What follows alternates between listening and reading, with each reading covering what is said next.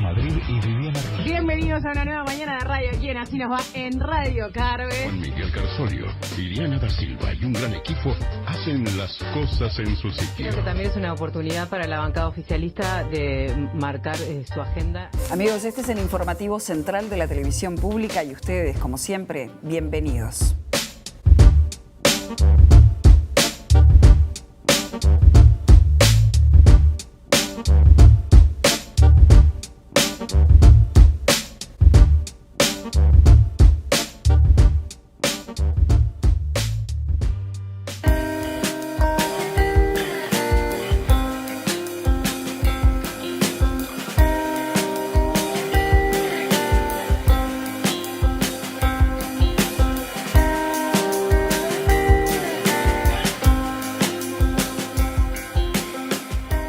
Lo tuyo arranca en La Teja. Vos sos de La Teja, tu familia primaria, ¿cómo era?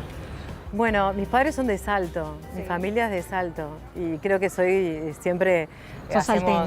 Hacemos esa broma de que soy la oveja negra que nació acá en Montevideo y me considero salteña. No viví, pero mi infancia, mi adolescencia siempre estuvo vinculada a Salto, mi adultez también, pero mis vacaciones, mi tiempo libre está asociado a Salto y sobre todo al campo. Mis tíos tienen campo en Salto. ¿Sos de ir, vas bastante para Salto ahora? Bueno, ahora no tanto, pero cuando tengo oportunidad me voy a pasar algunos días. ¿Qué tiene que ver Leila, tu hermana, con que vos estudiases comunicación? Porque vos querías hacer otra cosa, vos querías hacer comunicación educativa. Claro, porque en ese momento, cuando termino secundaria, tenía como muchas dudas porque tenía un grupo de payasos, un grupo de animación. Entonces creía que a través del juego y la comunicación podía lograr una herramienta que estuviera buena como para seguir avanzando, sobre todo lo que tenía que ver con el juego. Y bueno, mi hermana estudiaba psicología en ese momento y lo que hizo fue usarme de conejito de Indias con un grupo de amigas y me hicieron un test vocacional y me dijeron, lo tuyo es comunicación.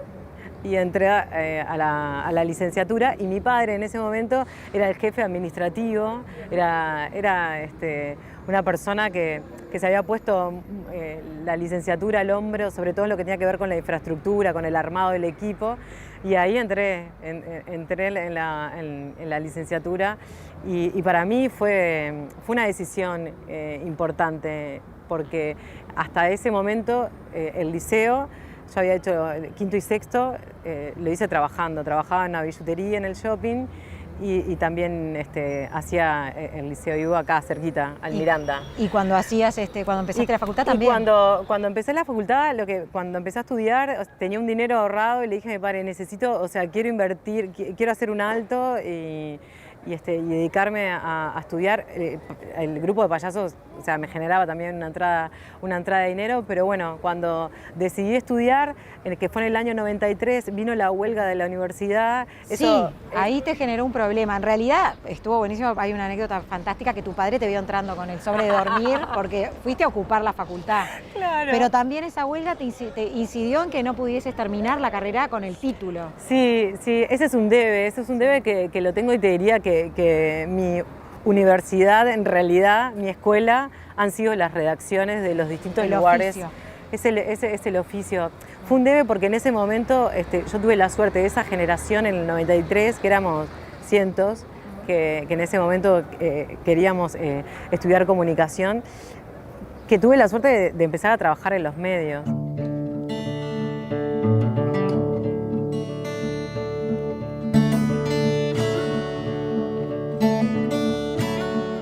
Vos lo decís, yo era una tipa muy extrovertida, no me importaba encarar a cualquiera, y así conociste a Jorge Gandini, que en ese momento estaba en el INJU, que estaban lanzando la tarjeta joven, y además tenían lo de la experiencia laboral, que fue lo que te dio la oportunidad de irte a Canal 5. Sí, ese proyecto, que era un programa del INJU, estaba buenísimo, porque se convirtió después en un semillero.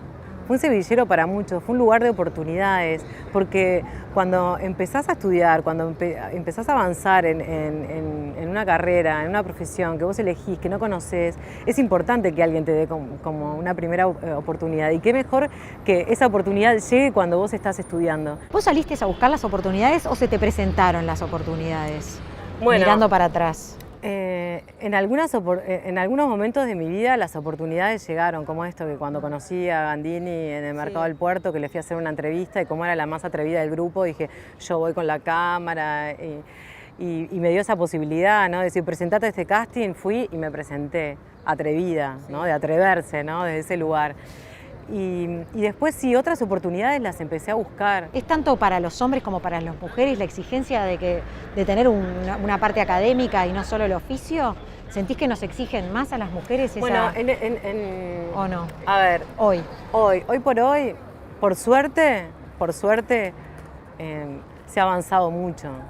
Cuando yo empecé a trabajar en los medios, claro que sí, que a las mujeres se nos exigía un doble examen.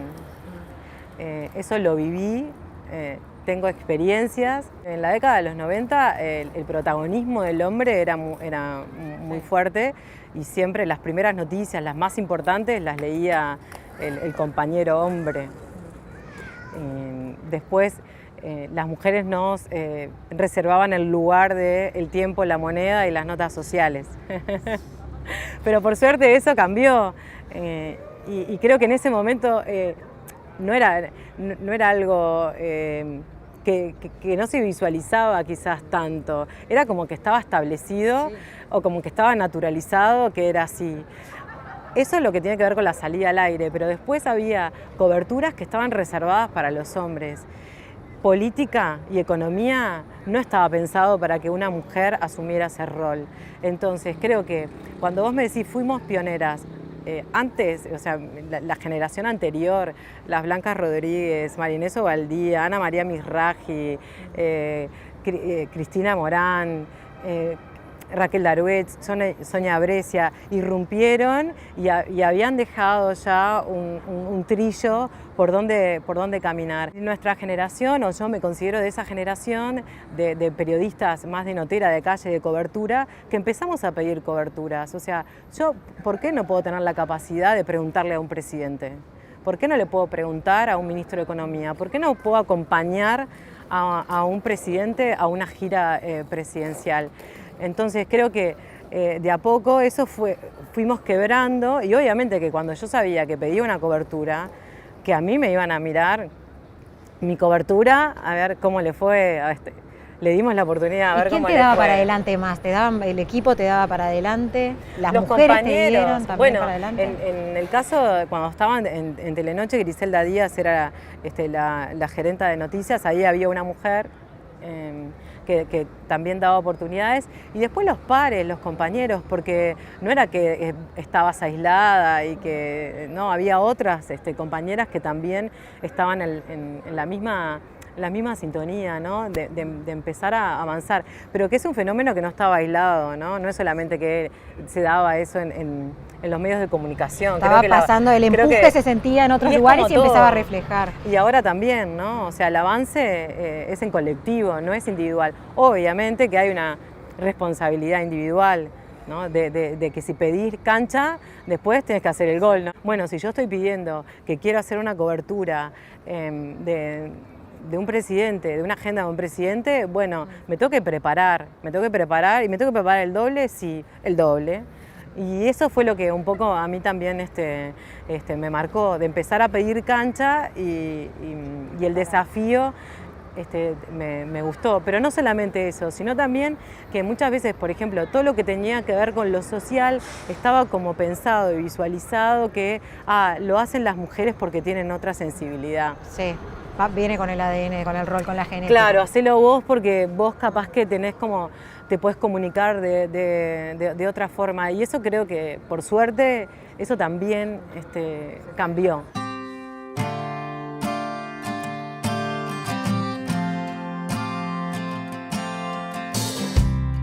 Una cosa que decía Omar, que siempre me quedó marcada a fuego, es que el periodista no puede ser objetivo. que pues, sí puede ser imparcial y que lo que hay que buscar es la imparcialidad. Comparto. ¿Compartís? Comparto, claro, porque a mí me pasaba a diario en Telemundo también y cuando estaba en la época de Omar.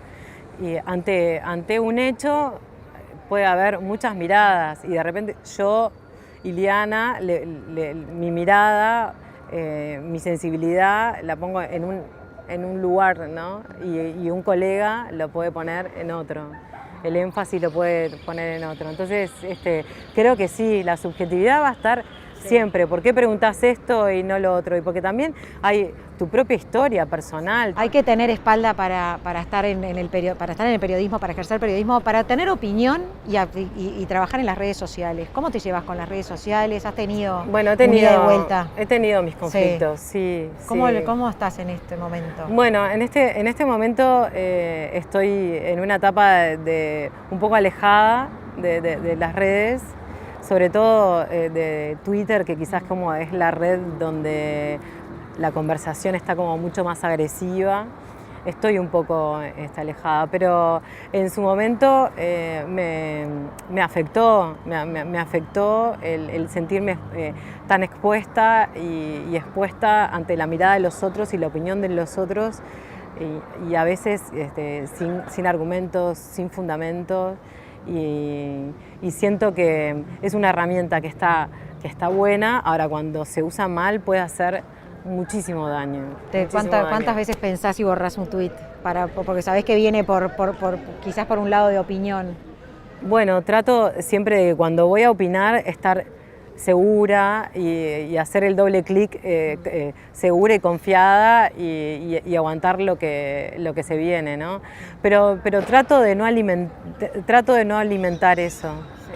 Estoy como en un momento que también lo necesito porque me sentí muy expuesta y eso llegó a exponer también a mi familia, ¿no? A mi hijo, a mis padres, que en verdad, o sea, estaban siendo... ¿Fue injusto eso de que le pasa, por ejemplo, lo que te comparo con el género? ¿A los hombres les pasa lo mismo? ¿A los hombres que están en el móvil o que salen a cubrir, que reciben los mismos palos? ¿O hay un exceso extra por ser mujer? Y en algunos comentarios aparece eso, ser mujer, ser relativamente joven, estar identificada con la causa de derechos humanos, entonces te etiquetan, o de que tu pareja en su momento trabajó para un gobierno progresista del Frente Amplio y ahora está trabajando para un gobierno de derecha. Hay un desconocimiento de lo que es la vida académica de Conrado, entonces es como el golpe, ¿no? El golpe fácil. O etiquetarme que yo respondo a un sector del Frente Amplio, o que soy militante del Frente Amplio, porque tengo una historia personal, familiar de desaparecidos. De mis tíos desaparecidos. Entonces eso es como que la gente necesita por momentos como etiquetarte, ¿no? Te etiqueta. Entonces cada comentario que hagas depende, ¿no? De quién lo lea, la interpretación que haga. Pero no creo que en este momento todos somos posibles objeto de linchamiento en las redes sociales. A veces no importa, creo que hay como...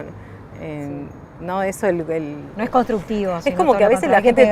No, es como que la gente a veces tiene como esa necesidad de tener que expresarte por todo e inmediatamente, ¿no? Me pasó con los móviles y parte de mi alejamiento también tiene que ver con eso que sucedió en las redes sociales. Además de que sentía que tenía que colgar los guantes, porque era muchos años en la calle y tenía ganas de hacer otras cosas, es como que la gente está en su casa, ¿no? En este escenario, ¿no? En la casa mirando una situación que vos estás cubriendo en vivo. Y desde la comodidad de su casa, tomando mate o tomándose, ¿no? un drink, opina, ¿no? Tipo, pero mirá, taca. ¿Qué? Porque además el otro, que capaz que no lo estaba viendo... Habla sobre el comentario de abajo y así se empieza. Y cuando querés acordar, no sé, yo leí cosas que realmente no habían sucedido. O sea, o palabras o comentarios que hicieron que supuestamente escucharon, que la movilera, la periodista, lo había... Que yo, te juro, a veces digo, capaz que lo dije. Y iba a la grabación. No.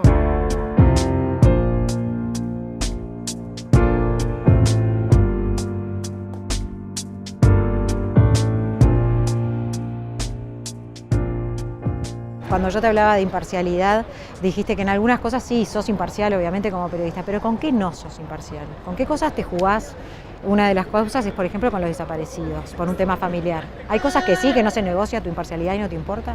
Sí, hay cosas que no negocio, y creo que los periodistas también tenemos opinión y que tenemos que expresarla en los ámbitos y en los momentos. También eso, ¿no? Hay que elegir los lugares y los momentos para poder expresarse. Ahora, ¿qué me pasa? En la radio creo que tengo como más posibilidades de poder expresarme. Por eso me gustó el desafío de la radio, porque es bueno, llego a la radio para leer noticias, no, voy a hacer un programa periodístico. Quiere decir que tengo cosas para contar o que tengo ganas de poner algunos temas sobre la mesa. Y eso te lo da la madurez, o sea, no soy la misma Iliana, la Iliana que empezó con 20 años, 19, con Omar Gutiérrez, a esta Iliana que hoy tiene 47, donde también muchas historias me atravesaron, ¿no? Y donde me pasaron cosas, ¿no? Fui madre, me separé, volví a formar una familia. Y bueno, la historia de mis tíos desaparecidos, obviamente que yo es parte de mi vida, o sea, me marcó mi niñez, mi adolescencia, mi adultez, y obviamente que lo voy a reivindicar y tengo una opinión sobre el tema, y cuando me parece que las cosas con respecto al tema de derechos humanos están bien, y cuando están mal, y no importa, o sea... ¿Y no caes en lo político? Pero todos tenemos en algún momento de nuestras vidas, nuestras opiniones son... No caer en lo político de los desaparecidos, que muchas veces se agarra como en una... No, yo en ese sentido soy muy crítica también de todo lo que se ha hecho y lo que no se ha hecho, y lo que queda por hacer. Y siempre, por eso te digo que a veces me ha pasado en mi trabajo, por ejemplo, la Marcha del Silencio, durante mucho tiempo la cubrí, porque sentía que era el lugar que tenía, que de repente no había que otro compañero, si lo hacía, no iba a tener la sensibilidad quizás para contar, que yo iba a ir a lugares o a buscar testimonios que podían representar mucho más lo que era el sentir de la marcha. Pero lo que me pasó en determinado momento, cuando mi primo Carlos, que es uno de los nietos recuperados por las abuelas, cuando se cumplen 10 años, me dice, quiero caminar la marcha. Dije, yo camino contigo. Dije, bueno, a partir de ahora yo no puedo cubrir más. Porque ya estás involucrada, sos parte de... No la puedo cubrir más, la voy a caminar. Y desde ese día la camino. Y en los lugares que trabajo y que he trabajado, siempre lo hablé y dije, esta es mi posición. Y lo voy a reivindicar y la voy a caminar y no la voy a cubrir. Y en los momentos, y esto es una aldea, ¿no? Y todos nos conocemos. Y en los momentos en que yo sentí la necesidad de expresar mi opinión, lo hice, y los protagonistas, los actores políticos tienen claro que yo soy periodista y que tengo una historia y que soy familiar de desaparecidos. Y que puedo entrevistar también. Que tenés la capacidad de yo siento que mi condición no me inhibe, al contrario, puedo hacer preguntas también. Con más know-how. Sí, desde otro lugar y con más conocimiento.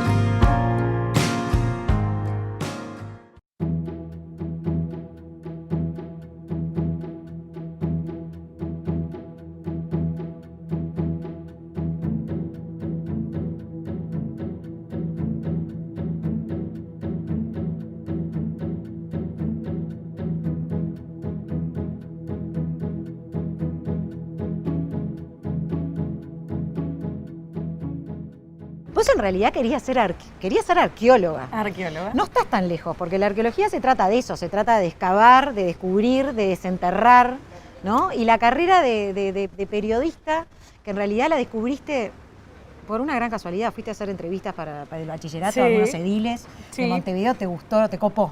La palabra fue me copó. Es que la verdad que me copó porque nunca había preguntado de esa forma, ¿no?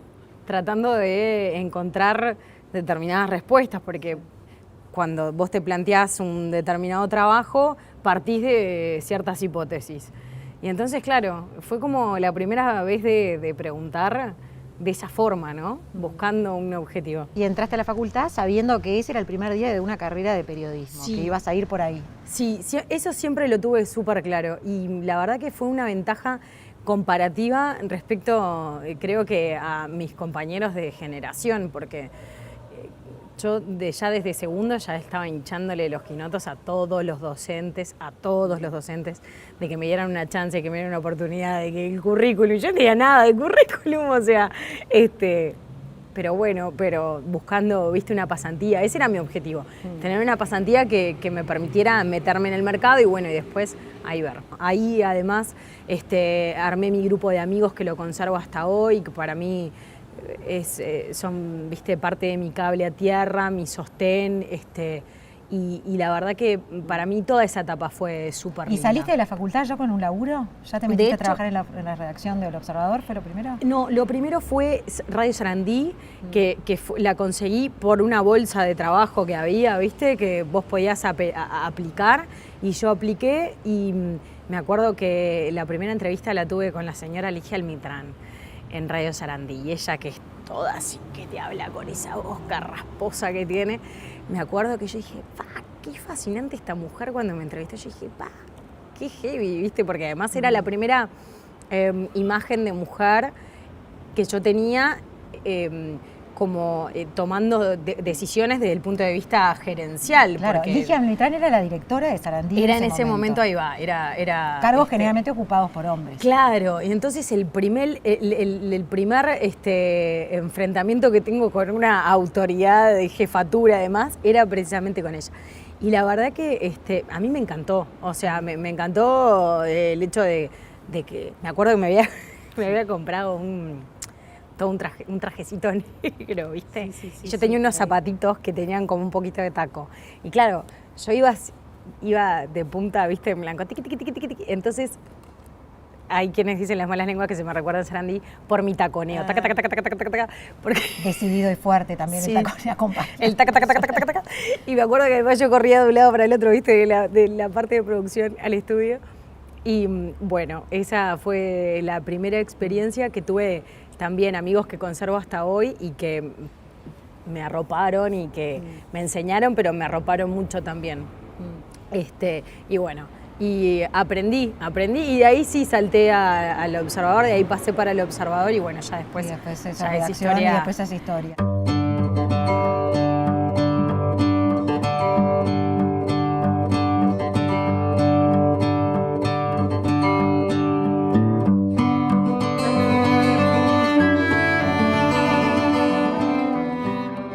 Referente informativo. ¿Cuánto tuviste que hacer para llegar a ese lugar que en realidad lo ocupan generalmente hombres? Es un lugar reservado para hombres. Y me refiero a la voz de las personas que buscan a un referente para saber qué piensa, qué opina, qué dice. ¿Qué dice Patricia Madrid al respecto? Ese lugar te lo ganaste. ¿Cómo se llega? Bueno, me da un poco de miedo. Sos consciente de eso, sí. ¿Sabes que trato de no pensarlo demasiado desde ese lugar? Porque si no sería consciente todo el tiempo y estaría todo el tiempo como evaluando y midiendo las consecuencias de mis acciones de forma mucho más amplia de lo mío que es en la cortita, ¿viste? Porque al fin de cuentas también es lo que uno creo que puede manejar. Yo creo que se gana con trabajo. Son horas y horas de mucho trabajo que no se ven, la gran mayoría de esas horas, que quedan ocultas para el público, ya sea para los lectores, para quienes te escuchan en radio, para los televidentes, es persistencia, es perseverancia, es tener resiliencia, es saber que de alguna forma este oficio tiene ese costado maravilloso y es que todos los días te da revancha. Pero creo que se construye de una forma no muy distinta a lo que pueden ser las construcciones en otros oficios o en otras profesiones. Lo que pasa que, claro, el nuestro está de alguna forma expuesto, ¿no? Y a ojos vista de una forma muy masiva. Yo sé que es una gran responsabilidad, la tomo como tal. Hay días que me preocupa un poco más que otros. Hay días que digo, bueno, hoy no fue todo lo bueno que podría haber sido. Hay días que estoy feliz de la vida y exultante. Pero para mí es mi motor, a mí me encanta mi trabajo. No podría ser otra cosa que esto. Y ese mismo motor es imposible obviar y saltear un momento bisagra de la carrera tanto tuya como de Vivi, de Viviana Ruggiero, periodista, tu amiga, compañera, coequiper, que Sí. todo, que hicieron juntas el libro de Sendik. ¿Cómo las marcó a ustedes en su carrera este episodio? A fuego. Yo sé que es como que miran para atrás las dos porque ustedes tienen en esta respuesta siempre, sabemos que esto lo vamos a tener que responder siempre. Sí, sí.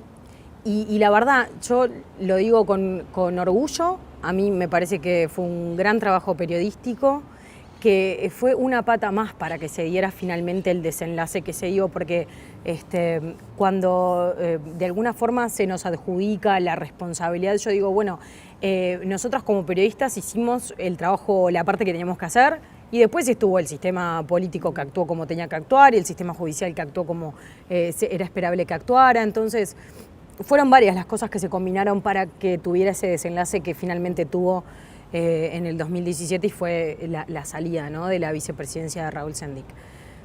Fue un antes y un después, no hay duda. ¿Te pasó de que compañeros, colegas te dijeran cómo se animaron? No, ¿sabés qué no? Es que tampoco, es que no la pensamos demasiado. Ese es, no, yo creo que viste que algunas veces hay cosas que vos las hacés como así, como medio inconscientemente, se va dando y de hecho nosotras habíamos evaluado como los escenarios que se podían dar en caso, en el caso Sendik, ¿no? Desde los procesamientos, porque vos hacés, ¿no? Vamos de nuevo a las hipótesis que vos te planteás. Esta sin dudas que era una de ellas, o sea, que Sendik efectivamente renunciara. Pero nosotras no, yo no escribí la historia de la investigación del licenciado y después no hicimos todo el libro con Viviana, pensando en que efectivamente el desenlace era ese el que iba a tener o el que nosotras queríamos. Nosotras lo que queríamos era que la gente pudiera entender un poco la película de lo ocurrido en ANCAP y ni que hablar de la película de lo que había sido la construcción de la figura de Raúl Sendik, que tenía muchos costados y que para el público masivo por ahí quedaba un poco perdido. Y ustedes tenían todo esto, lo juntaron, fueron meses de trabajo, sin ver amigos, sí, sin ver familia, de amenazas, porque también hubo una amenaza judicial, sí, administrativa, penal y civil, sí, que se las presentaron. ¿Quién las bancó? ¿En qué se apoyaron en ese momento? Bueno, nos apoyamos en ese grupo de amigos.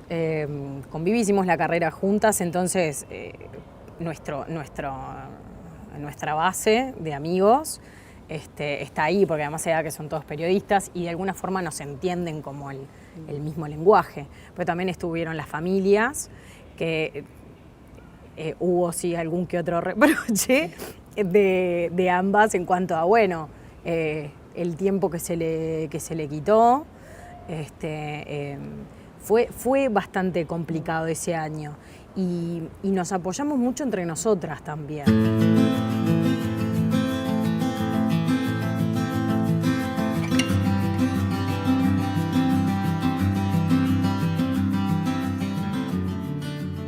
A propósito del libro de Sendik y la forma en la que ustedes se plantearon luego en las entrevistas y mostrando todo cómo iban, cómo trabajaron, cómo trabajan, cuál es su impronta, es algo que que ya lo tienen marcado, y de hecho en Así Nos Va, el programa que tienen juntas, que empieza siendo en la tarde, porque a ustedes les ofrecieron el prime time.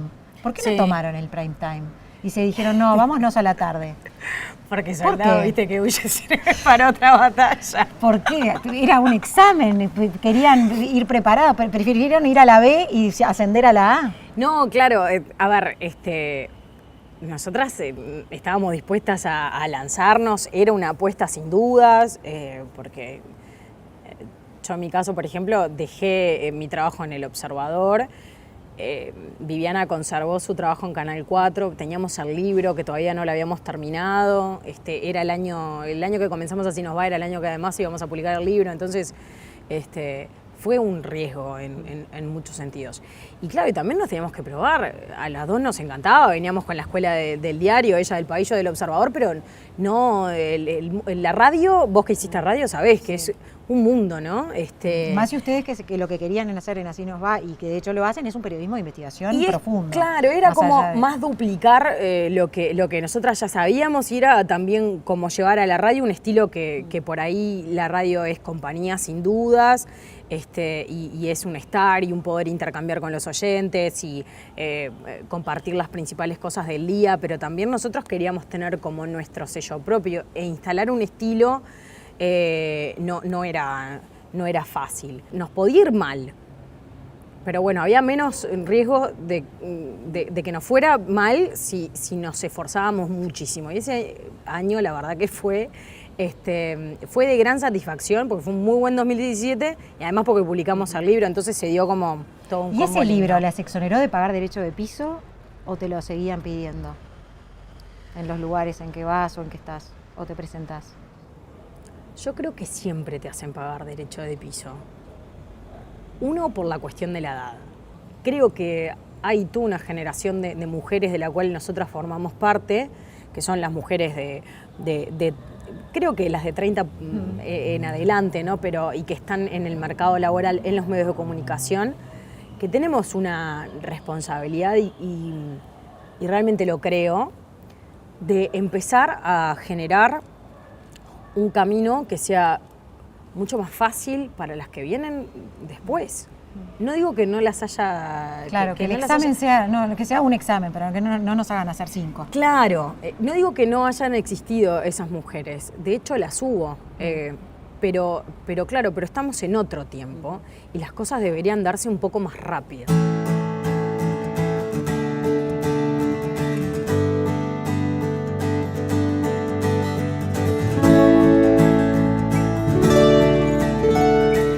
Otra cosa que estamos en otro tiempo y se nota es que al momento de tomar decisiones en la carrera hay otros elementos que juegan y se conjugan en la construcción de una carrera periodística. Y te lo digo porque quizás algunos años antes, una periodista que quiere hacer una carrera de periodismo en serio, quizás no hubiese agarrado un Polémica en el Bar. Y vos, sin embargo, lo agarraste, no desdibujaste el perfil, sino que además le sumás esas ganas de curiosear y jugar con el comunicador, que tiene otra cintura, tiene otra laxidad. El ser comunicador. Para mí la verdad que Polémica fue un riesgo decirle que sí. Y a mí me resultó transgresor y provocador. Era la cuestión de provocar, bueno, a ver, ¿y qué dicen que haya una mujer? Porque ya sabía que cuando dijeran que iba a ser una mujer en Polémica, periodistas iban a poner... Que era la que iba a tener que poner los puntos sobre las IES cuando la información que nos estaba dando era la certera.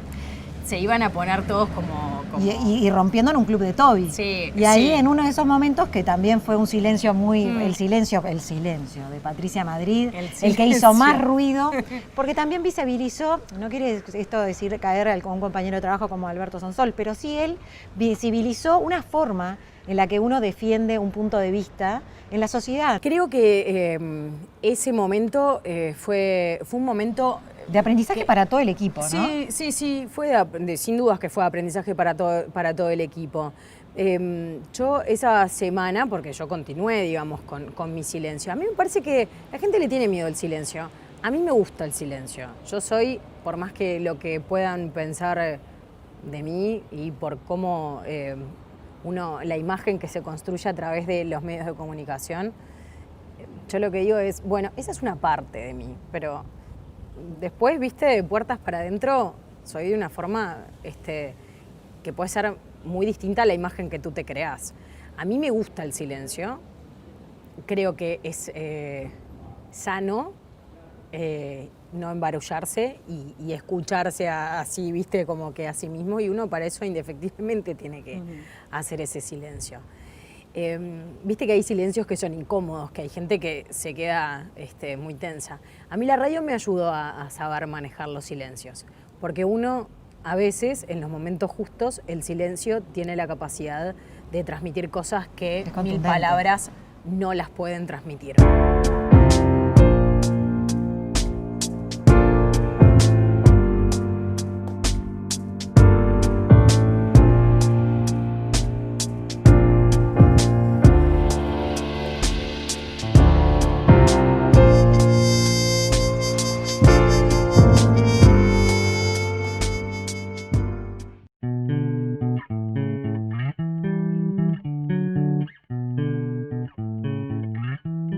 Les decíamos, en la televisión pública vamos a tener a Eduardo dando los datos y a Óscar Botinelli haciendo el análisis de estos datos.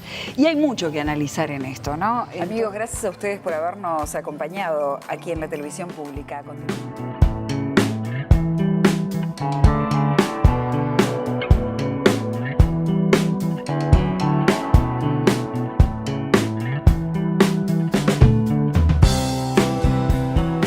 Gabriela, un placer estar contigo charlando en un día tan lindo. Divino, estás en uno de mis lugares preferidos, así, de Montevideo.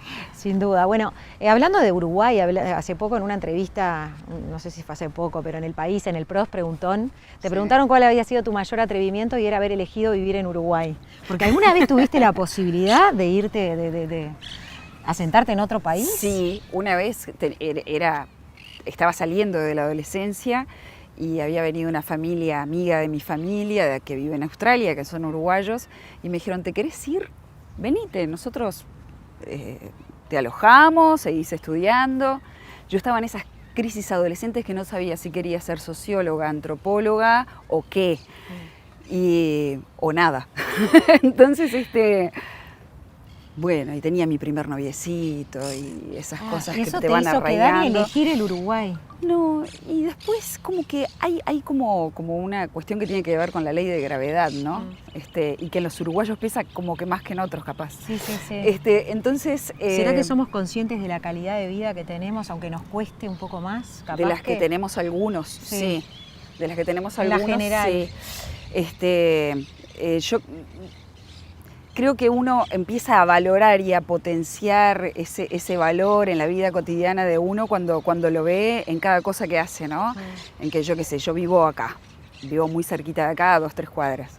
Entonces poder salir y respirar un aire con poca contaminación, por lo menos hasta ahora, poder bañarte, tener a disposición la playa y espacios abiertos, puramente democráticos, playas públicas, que no nos damos cuenta que eso puramente es un valor. Democráticos, totalmente. Entonces, como que de a poco, cuando empezás a crecer, quizás no en ese momento, pero cuando empezás a crecer, empezás a valorar también lo que Uruguay te permite. Pero elegiste, ¿no?, el periodismo en un momento igual donde los programas periodísticos y los medios están como cada vez ahí sacaron una tijera y se empieza a recortar todo. Si no encontrases una oportunidad o una posibilidad, ¿cambiarías de carrera? ¿Te dedicarías a otra cosa? ¿A qué te dedicarías? A mí me gusta la arquitectura, me gusta la fotografía, me encanta la agricultura. Yo vivo plantando cosas. Así que de hecho, tengo una plantita de mango. Mirá, germiné un mango, me lo comí y germiné el mango. ¿Y germinó el mango? Germinó. Tengo una plantita de 20 centímetros. Dentro de 20 años te espero y comemos una ensalada de frutas con mango. Sos de como casa. Todos los periodistas, muy poca gente capaz que lo sabe, pero el periodismo y el comunicador también no solamente tiene un trabajo, tiene muchos, porque es imposible vivir con uno solo. ¿Es tu caso cierto. también? En este momento no, pero siempre fui como una adicta al multiempleo. Una adicta porque ¿Adicta porque te por gusta? convicción y una adicta porque es muy darwiniano eso de la supervivencia, ¿no? Y sobrevive el que más se adapta. Y los medios en Uruguay han ido modificando, han ido solicitando otras cosas, de las cuales yo algunas puedo dar, otras no estoy dispuesta. ¿Pero elegís por otras necesidad no o elegís porque te gusta? No, a mí me gusta, Te gusta. a mí me gusta. Bien.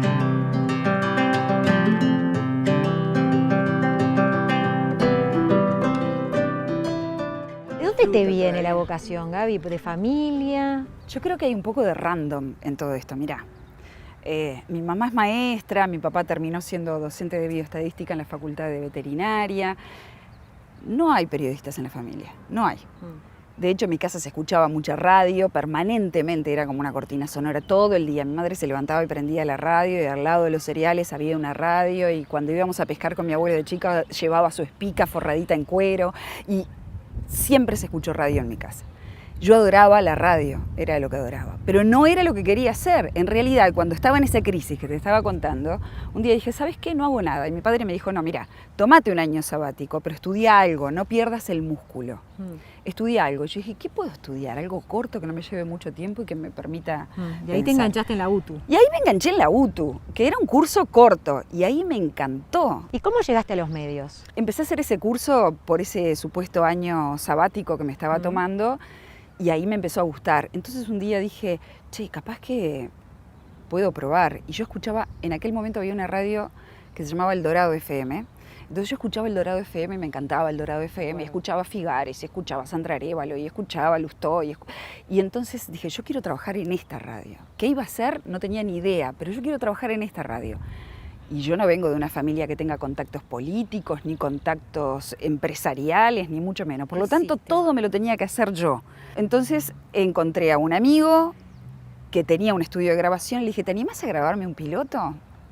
Entonces me dijo, bueno, dale. Grabé un piloto que hoy, con el diario no del lunes, del lunes 30 y pico de años después, te digo, un desastre, era un desastre. Pero bueno, como tenía buena voz y yo qué sé qué, entonces me hizo 16 casetitos de copias, ¿no? Se llamaba Los Duendes del Cemento, pero no se lo digas a nadie.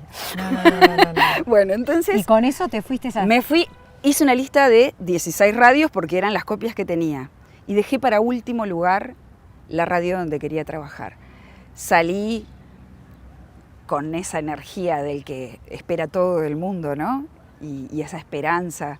Entonces salí con ese casetito horrendo, radio por radio, y en todos lados me decían lo que a cualquiera le pasa. Dale, déjalo, que después lo miro, y después nadie lo mira, y ahí queda archivado. ¿Quién picó? Entonces se estaba haciendo la noche, yo recorriendo radios todo el tiempo, y dejando para el final la radio en la que yo soñaba, porque me daba miedo. En realidad ahora me doy cuenta que lo que pasaba es que no era que era mi última oportunidad, sino que tenía pánico de que me dijeran que no ahí.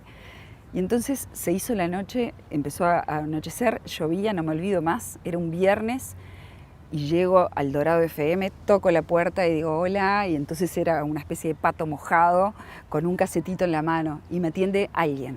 Me atiende alguien y me dice, sí, bueno, mirá, yo soy estudiante de periodismo, me había anotado ya, porque el último año de la UTU ya me había anotado en la UDELAR y hacía las dos cosas al mismo tiempo. Entonces le dije, mirá, yo soy estudiante de periodismo y grabé esto. Bueno, déjamelo. No me digas que te lo deje. ¿Podés darme 5 minutos? Estuve todo el día repartiendo esto. Lo escuchás. Si no sirvo para esto, me decís, mirá, lo tuyo es el crochet, dedícate a otra cosa y punto. Y yo asumo. Me dijo, bueno, está bien, pasa. Ahí puso el cassette en un Tescam, no me olvido más. Puso el cassette y me dijo, empezás el lunes. Entonces le dije, ¿hacer qué? Vení el lunes, vas a empezar grabando las locuciones de la radio. Y ahí empecé a grabar 100.3, El Dorado FM. No, hay mucho aprendizaje. Y a partir de ahí, bueno, después hice un programa.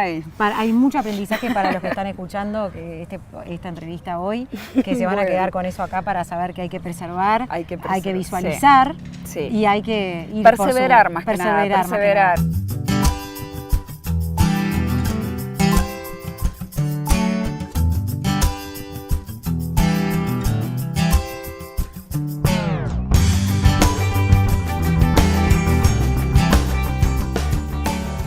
vida vida en los medios, creció para todos lados, estuviste en todos los canales, pero podríamos hablar contigo un poco las diferencias, ¿no? En cuáles son, por ejemplo, el informativista por un lado, la conductora de informativo y la periodista. ¿Cuáles son esas diferencias? Es mucho más lindo ser periodista y periodista de calle y estar en el llano. Es mucho más lindo. Es más estructural a lo que hace a la profesión, sin lugar a dudas. Porque además ahí es donde te permite a vos, cuando estás haciendo alguna investigación, poder vivirla y ser parte de ese producto. Cuando sos conductor tenés una responsabilidad muy grande, que es la de dar la cara por el producto de todo el resto de tus compañeros, que son los que están investigando, que son los que están produciendo, que son los que están preguntando. Las dos cosas tienen un desafío bien importante. En Uruguay, de todas maneras, hay como un proceso, ¿no? Empezás en la calle, empezás haciendo móviles, empezás haciendo notitas, te las producís, haces todo y después, de a poquito, como que se entiende, no sé si como un premio, capaz que está mal la palabra, pero se entiende que como un proceso lógico. Sí, en Estados Unidos también está como el anchor, ¿no? Exacto, llegar a estar en el estudio y presentando la noticia es un prestigio a mí que se eso gana. en sí mismo no me produce una satisfacción extra. A mí lo que me produce satisfacción es poder vivir, mantener a mi hijo con el trabajo genuino que yo hago. Entonces, al mismo tiempo, tratar todo el tiempo de que el otro te decodifique, que el otro te entienda, que el otro le pueda llegar una información lo más imparcial posible, pero comprometida.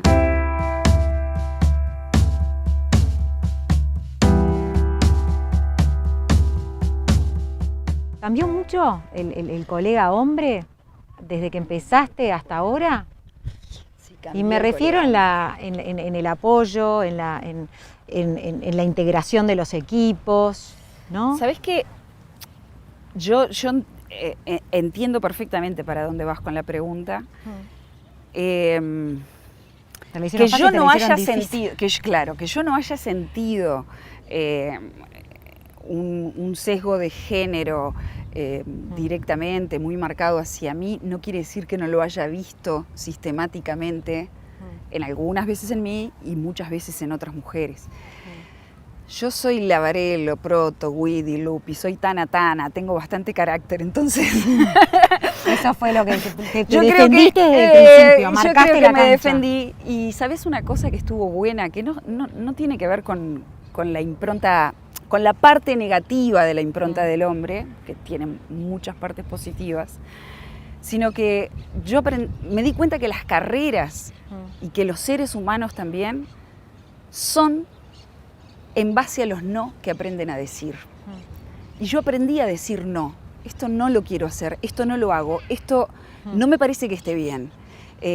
¿Nunca tuviste miedo de perder un trabajo? Perdí trabajo por ¿Perdiste eso. trabajo por eso? Sí, perdí un trabajo por ¿De cuál eso. te Y después fueron? volví.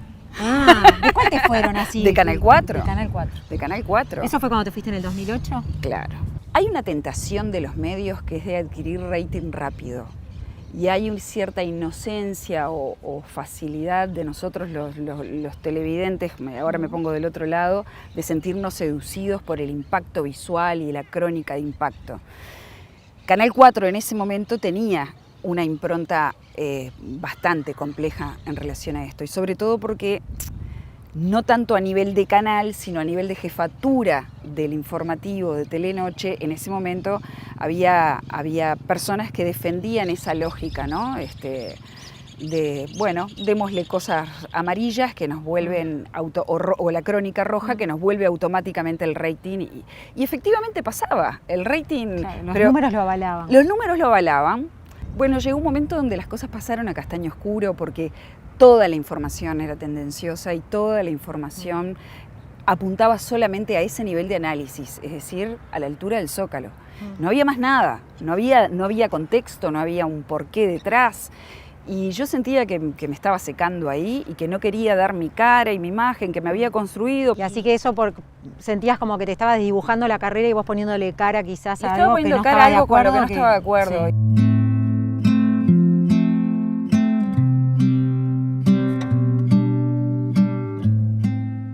¿Cuál es el límite, Gabriela, en lo ético, en la profesión? ¿Hasta dónde irías cuando...? Yo voy hasta donde creo. Cuando no creo, no voy más. Me abro. Y capaz que hay otra gente que sí confía en eso y continúa. Yo voy hasta donde creo. ¿Se puede ser independiente y libre siendo parte del informativo central de TNU, del canal estatal? Sí. Yo cuando me siento ahí, pongo la cara por el trabajo de cada uno de mis compañeros. Y es una decisión. Claro, pero de los compañeros y del canal estatal, que es el Por canal del supuesto. gobierno. No. Ese es el punto. El canal es el canal del Estado. El Estado es el gobierno y los que no son gobierno. Entonces es un canal del Estado, que por eso debiera tener todas las voces. Las voces del Partido Nacional, las voces del Partido Colorado, las voces de la izquierda, las voces de los trabajadores, las voces, infinidad de voces. No las voces que solo aceptamos como válidas, sino un montón de voces más. Yo trabajé para Canal 4, trabajé para el Canal 10, trabajé para Canal 12, trabajé para radios de izquierda, para radios de derecha, para radios de centro. Yo hago mi trabajo con la mayor honestidad posible y no le debo mi trabajo a nadie porque nunca se lo debía a nadie. Entonces no me siento comprometida. No te acusan, desde ahora ese lugar. está muy de A mí moda. nunca me etiquetaron diciéndome... Ahora está vos muy de sos... moda decir sos operador, Claro, te no están es mi manejando, caso. Digo, manejás. a la prueba está, cuando se hicieron los debates presidenciales, los periodistas que estaban ahí tenían que gozar de cierta unanimidad o de cierto consenso. Sí. De los equipos organizadores y yo lo estaba haciendo. Es decir, yo en eso me siento como muy relajada, muy tranquila. Muy buenas noches, soy Gabriela Lavarello y les estoy hablando en nombre de la Corte Electoral. Esta es una transmisión histórica. Por primera vez se realizará un debate presidencial dispuesto por ley en Uruguay. La ley 19.827 le asignó a la Corte Electoral la competencia de organizar este debate con carácter obligatorio entre los candidatos a la presidencia de la República que deben comparecer a una segunda elección. ¿Quién ejerce presión hoy a los periodistas? Las redes sociales ejercen presión. ¿De qué manera? ¿A lo que opinamos o A porque ver. comunican y uno tiene que salir a decir si esto es verdad o no? ¿En qué? No es mi caso, yo no Sí. utilizo redes, las tengo todas, pero no utilizo ninguna. A mí no me interesan las redes sociales, no me interesan las redes sociales, me parece que es un mecanismo muy válido de comunicación, pero en el cual yo no me siento cómoda. Me parece que hay una cruza de catarsis. Vamos a hablar de los periodistas, pero yo creo que hay una cruza catártica ahí con un intento de generar primicias que no siempre se generan. Ego. Hay una cosa de ego. Y yo qué sé, yo tengo el like de mi hijo, tengo el like de mi pareja, no necesito más like, lo siento. ¿Pero no te parece que el periodista le puede agregar valor a la discusión para poder generar opinión? Sí, y hay periodistas que lo hacen. Hay otros que arman grandes conventillos de barrio a ¿No nivel te parece virtual. que de esa manera, en la red y en Twitter específicamente, que es donde se suceden estas cosas, no aporta? Más bien es lo contrario. No, puede aportar, sí, puede aportar. Hay alguna cosa que una vez cada tanto aparece ahí que puede aportar. El periodista puede generar debate a través de la plataforma para la que trabaja. Si trabajas en televisión y puedes hacer un informe, sos periodista de investigación o estás produciendo una noticia y podés hacer un informe donde plantees varias voces sobre un mismo tema, ¿qué necesidad de hacerlo a través de las redes? A mí yo no le encuentro el aporte real, lo que no quiere decir que algunas veces no aporte alguna actualización o alguna... Pero como no creo mucho en las primicias tampoco, sino en el trabajo de la noticia, que es otra cosa. No me importa si TNU da primero una noticia que otro medio, me importa cómo la da. Entonces, si tiene que esperar un día más para salir bien, prefiero esperar un día más.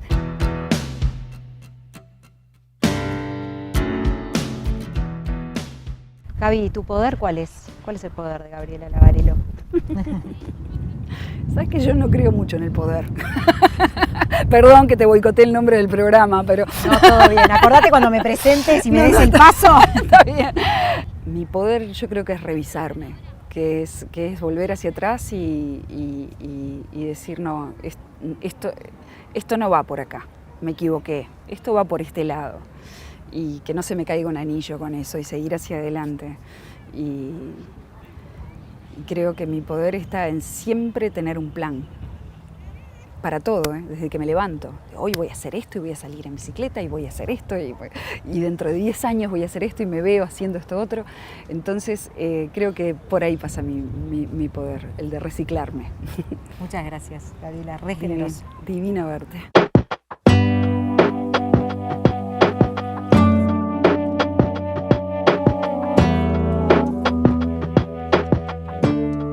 Patricia, ¿cuál es tu poder?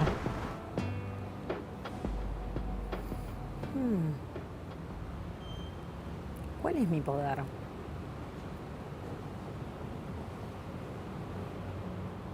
Y yo creo que mi libertad. Y dos, mi palabra. Mi palabra en todo sentido, mi voz.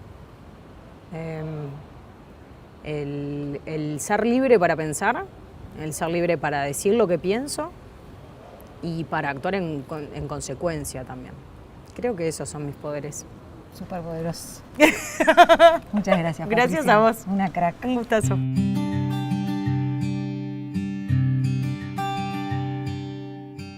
¿Y el poder de Ileana? ¿Cuál es el poder de Ileana?